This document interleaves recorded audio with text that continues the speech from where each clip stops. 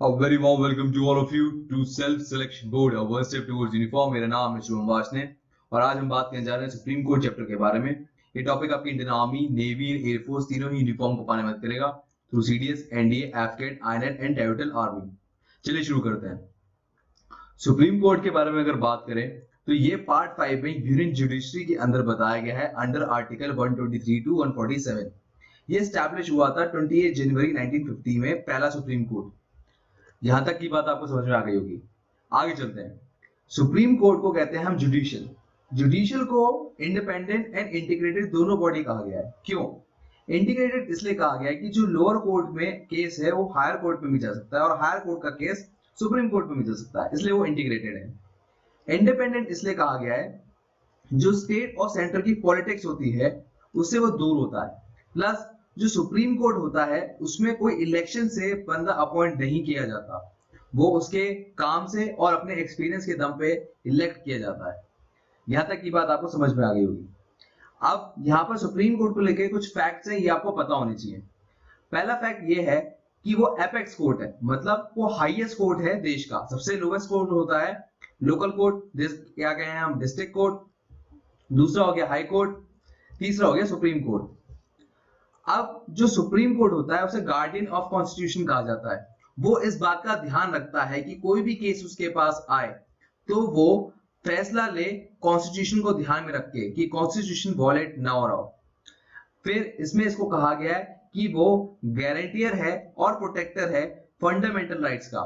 मान लो कल इमरजेंसी लग जाए, अब जो प्राइम मिनिस्टर हो, मान लो मोदी जी हो, वो कहते हैं right to life, fundamental right मैं छीन लेता हूं आपसे, तो वहां पर सुप्रीम कोर्ट की मदद से आप फंडामेंटल राइट्स अपनी वापस ले सकते हैं।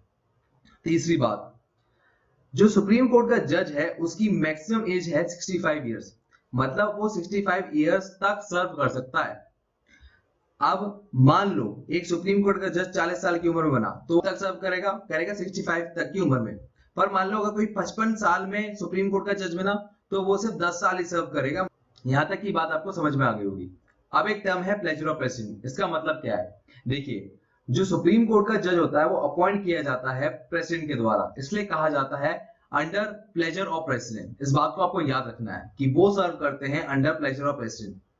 अब एक बात समझिए, सुप्रीम कोर्ट के जो पहले जजेस बनाए गए थे 1950 में, वो बनाए थे 8, पर आज की तारीख में 31 कैसे हैं? देखो 30 तो हैं यहाँ पर सुप्रीम कोर्ट के जज, और जो एक है वो है चीफ जस्टिस ऑफ इंडिया। अब आपके दिमाग में सवाल आया होगा चीफ जस्टिस ऑफ इंडिया क्या है? चीफ जस्टिस ऑफ इंडिया देश का सबसे बड़ा जज होता है और वो इन सुप्रीम कोर्ट के जज का हेड होता है, समझ लीजिए आम भाषा में बात करें तो।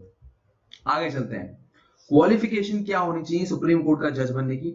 सबसे पहले वो सिटीजन ऑफ इंडिया होना चाहिए, उसने कम से कम 5 साल हाई कोर्ट में काम किया हो, या और 10 साल का एडवोकेट मतलब वकालत का एक्सपीरियंस हो हाई कोर्ट का। या तीसरी बात वेरी इंपॉर्टेंट, प्रेसिडेंट की नजर में वो एक बेहतरीन वकील हो तो उसको सुप्रीम कोर्ट का जज बना देते हैं। यहां तक की बात आपको समझ में आ गई होगी। आगे चलते हैं। अब बात करते हैं अपॉइंटमेंट ऑफ जजेस की। सुप्रीम कोर्ट के जज इलेक्ट कैसे होते हैं, या मैं कहूं उन्हें चुना कैसे जाता है। इलेक्ट शब्द गलत होगा, उन्हें चुना कैसे जाता है? जो प्रेसिडेंट ऑफ इंडिया होते हैं वो चुनते हैं हमारे सुप्रीम कोर्ट के जज। कैसे चुनते हैं? मान लो सुप्रीम कोर्ट का जज अगर चुनना है तो सीजीआई से बात करेंगे, उनसे कहेंगे कि यार मुझे कोई सलाह दो जिससे मैं सुप्रीम कोर्ट का जज चुन सकूं। तो वो क्या करते हैं, अपने अंडर 4 कलीग जो सीनियर कलीग्स होते हैं सुप्रीम कोर्ट के, उनसे बात करते हैं, बताओ भाई किसे सुप्रीम कोर्ट का जज बनाया जाए। तो वो चारों के चारों एक मुद्दे पे आते हैं। ये कंपलसरी है कि एक पर आए, क्योंकि अगर मान लो 2 ने बायकॉट कर दिया कि नहीं किसी को सुप्रीम कोर्ट का जज नहीं बनाना है तो नहीं बनेगा, तो इसका मतलब कम से कम 3 लोगों की मंजूरी होनी चाहिए सुप्रीम कोर्ट का जज बनाने पे। तो वो जब हाँ करते हैं कि देखिए इसे सुप्रीम कोर्ट का जज बना दो, या मान लो 3-4 ओपिनियन दे दी कि सुप्रीम कोर्ट का जज हम ये भी बनवा सकते हैं, इसको भी बनवा सकते हैं, इसको भी बनवा सकते हैं, इन तीनों में से किसी को बनवा दो। ये सलाह सीजीआई लेके प्रेसिडेंट के पास जाता है। प्रेसिडेंट को बोलता है सर इन तीनों में से कोई सा भी बनवा दो। जब इन तीनों में से कोई सा भी बनाने की बात हो जाती है तब प्रेसिडेंट इनमें से किसी को अपनी चॉइस से अपॉइंट कर देता है। तो ये होता है पूरा सुप्रीम कोर्ट का अपॉइंटमेंट का तरीका। यहां तक की बात आपको समझ में आ गई होगी।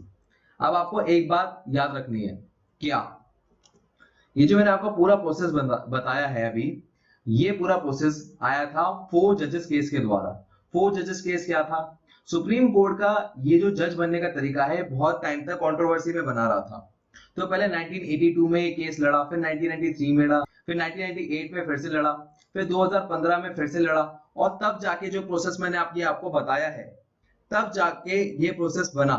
इस तरह से सुप्रीम कोर्ट का जज डिसाइड होगा। आगे चलते हैं। ओथ कौन दिलाता है सुप्रीम कोर्ट के जज को?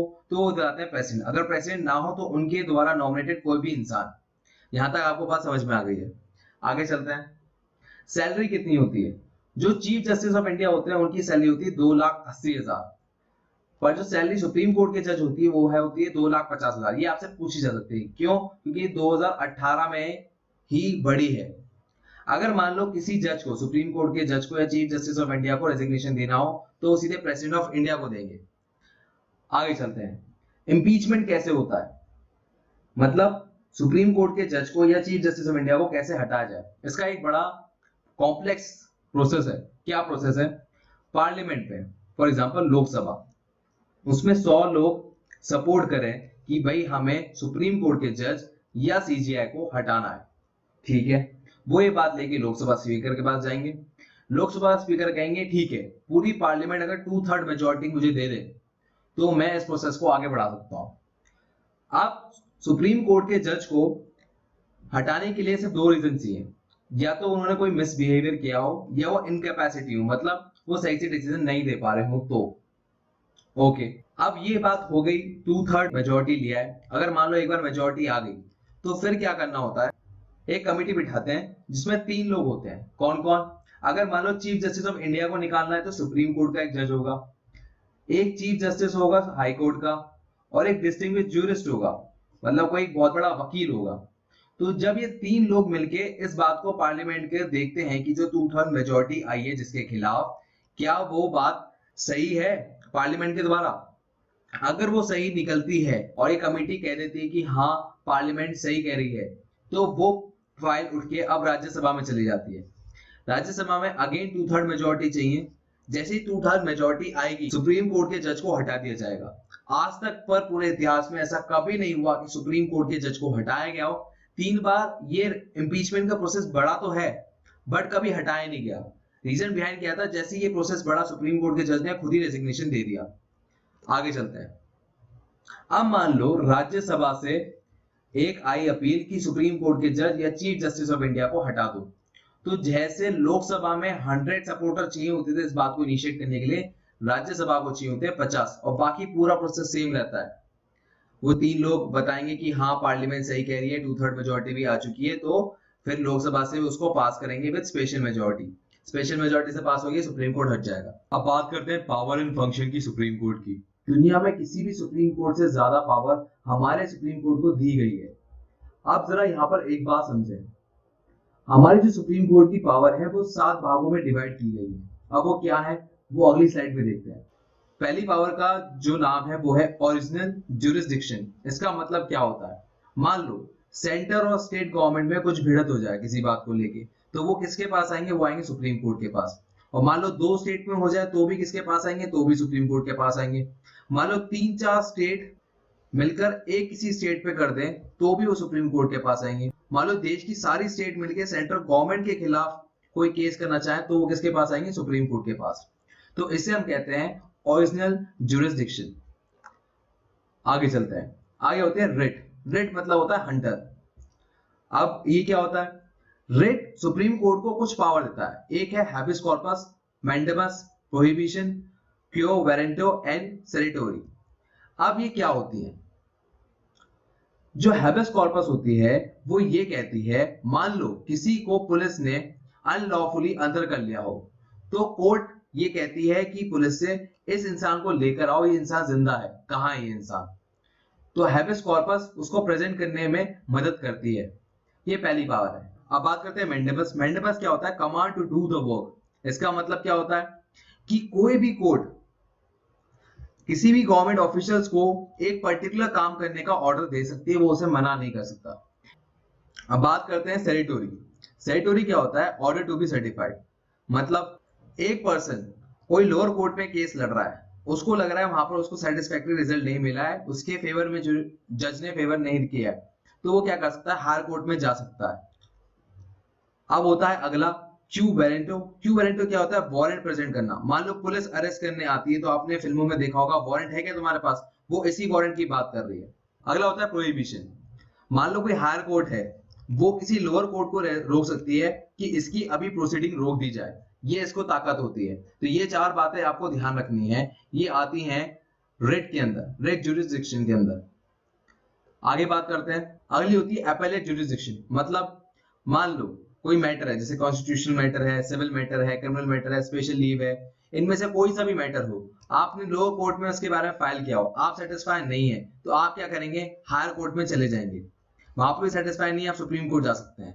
ये एपेलेट ज्यूरिसडिक्शन ताकत देता है कोर्ट को कि आप केस को अलाउ कर सकते हैं दूसरी कोर्ट में जाने के लिए। Advisory jurisdiction. एडवाइजरी ज्यूरिसडिक्शन क्या होता है, हमारे जो सुप्रीम कोर्ट के जज होते हैं उन पे ताकत होती है कि वो कोई लॉ जो आने वाला है या जो आ चुका है उस पर अपनी राय दे सकते हैं प्रेसिडेंट को। पर ये इन पे चॉइस है, मतलब ऐसा हो सकता है अगर प्रेसिडेंट इनसे पूछे कि यार इस लॉ पर मुझे बताओ कुछ, तो ये कह सकते हैं अभी नहीं बताएंगे, बाद में बताएंगे। अब एक दूसरा केस है। दूसरा केस क्या है, मान लो हिंदुस्तान के आजाद होने से पहले कोई कॉन्स्टिट्यूशन ट्रीटी बनी हो, जैसे इंडिया चाइना बॉर्डर, उसमें चाइना ये कहता है कि जो अंग्रेजों द्वारा और हमारे चाइना के राजा द्वारा बॉर्डर डिसाइड की गई थी वो कोई बॉर्डर नहीं है, हमारी बॉर्डर और आगे तक है, अरुणाचल प्रदेश के अंदर तक आती है। तो इंडिया के प्रेसिडेंट राय लेंगे सुप्रीम कोर्ट के जज से, वो बताएंगे कि क्या है यहाँ पर एक्चुअल बात क्या होनी चाहिए और राइट क्या है। यहाँ पर हमारे सुप्रीम कोर्ट के जज के पास कोई चॉइस नहीं होती कि वो इसके तरह ये नहीं कह सकते कि बाद में बताऊंगा, यहाँ पर उनको एज सुन एज पॉसिबल बताना ही होता है। अब यहां पर प्रेसिडेंट के पास भी एक ताकत आ जाती है। प्रेसिडेंट क्या कहते हैं कि ये जो चीज आपने मुझे राय दी है, ये जरूरी नहीं है कि मैं आपकी लूं, हो सकता है कि मैं अपने दिमाग लगाऊं और यहां पर अपने अकॉर्डिंग डिसीजन लूं। अब ये जो सारी बातें कही गई हैं वो कही हैं आर्टिकल 143 के अंदर। चलिए आगे चलते हैं। अगला है कोर्ट ऑफ रिकॉर्ड।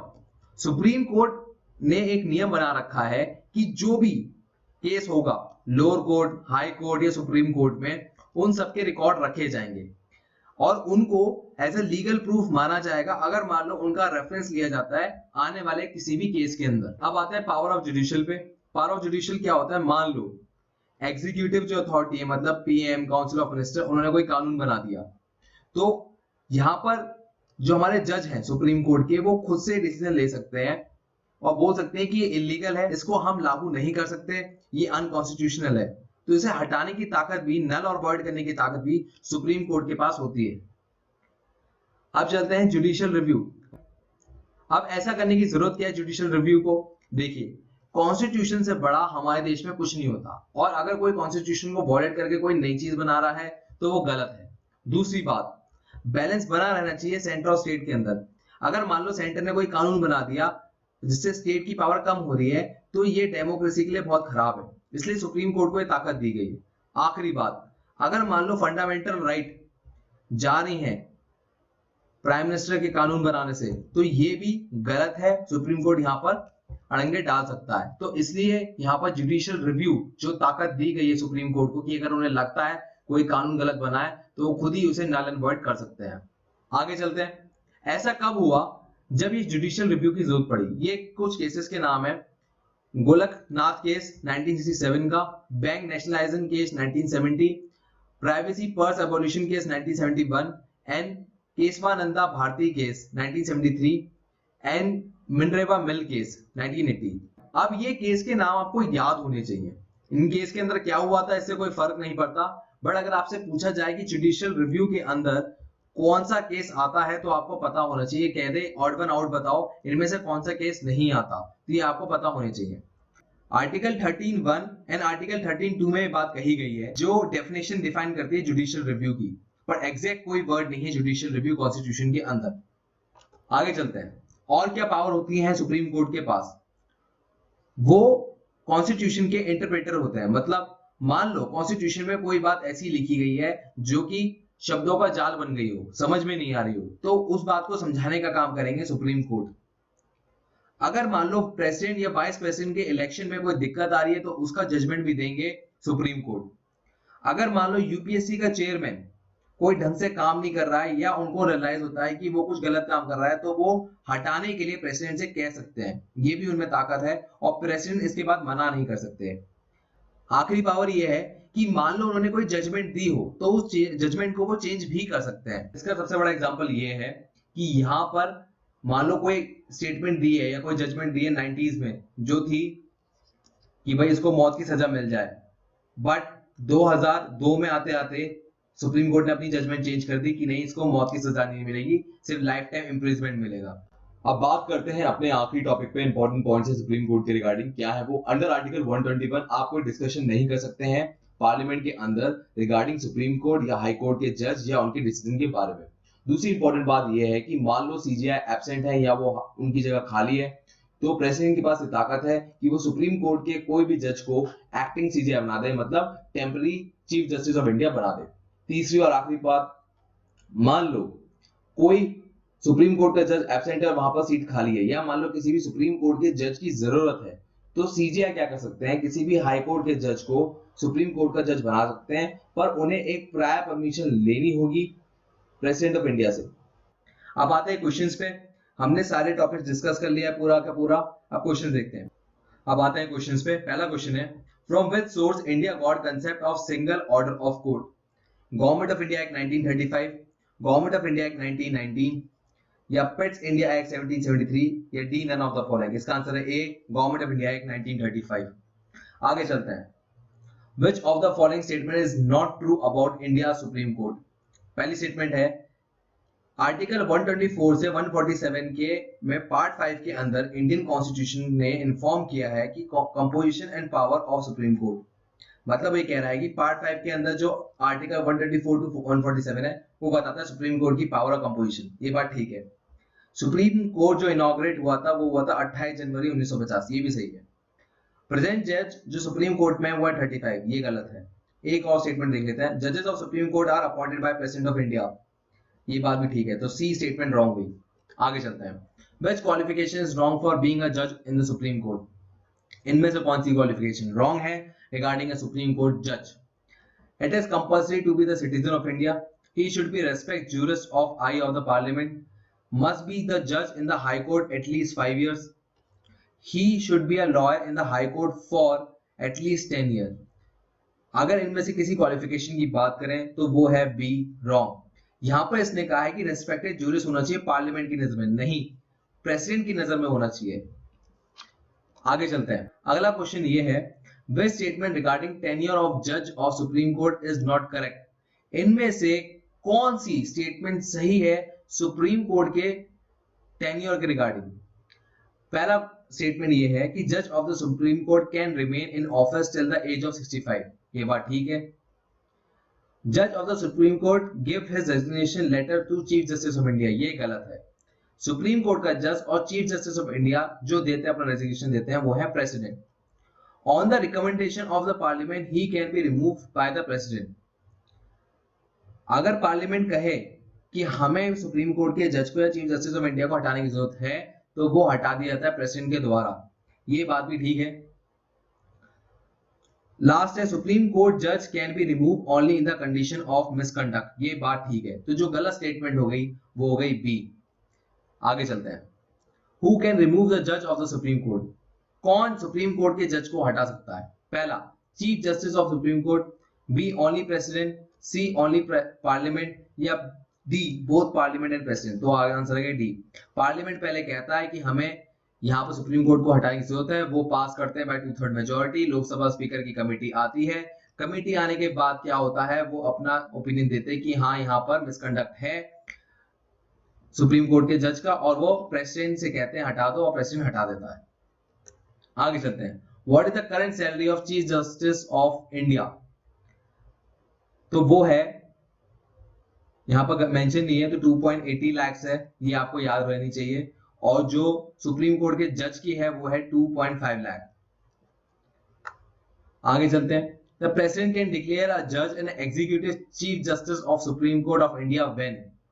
कब ऐसा होगा कि किसी भी जज को, चाहे वो हाई कोर्ट का हो या वो सुप्रीम कोर्ट का हो, उसे एग्जीक्यूटिव मतलब कुछ समय के लिए चीफ जस्टिस ऑफ इंडिया बना दिया जाएगा? तो पहला ऑप्शन है the post of chief justice is vacant, जब सीट खाली हो, या chief justice is temporary absent, जब वो एब्सेंट हो रखे हो, या C chief justice unable to discharge his obligation, मतलब वो अपनी कार्रवाई ना कर पा रहे हो, ये D all of the above. इसका आंसर हो गया 7th का डी। किसी भी जज को जो कि हाई कोर्ट का है, सुप्रीम कोर्ट का है, उसे executive chief justice of India बना दिया जाएगा। अब देखिए सारे क्वेश्चंस मैंने इन किताबों से लिए थे, एडवांस ऑब्जेक्टिव, जनरल ऑब्जेक्टिव या दिशा पब्लिकेशन की किताब एंड लूसेंट की। रीजन बिहाइंड क्या है, यूपीएससी क्या करता है, अपने क्वेश्चन रिपीट नहीं करता है, वो सिर्फ अपने कंसेप्ट रिपीट करता है। इन सभी बुक्स के अंदर सभी एग्जाम्स के क्वेश्चंस हैं, तो मैंने यहां से पिक किए और आपके सामने प्रेजेंट किए। तो अगर आपको प्रैक्टिस करनी है और बेहतर बनना है तो आपको इनमें से कोई किताब चाहिए ही होगी। ये होता है वीडियो का एंड। जय हिंद।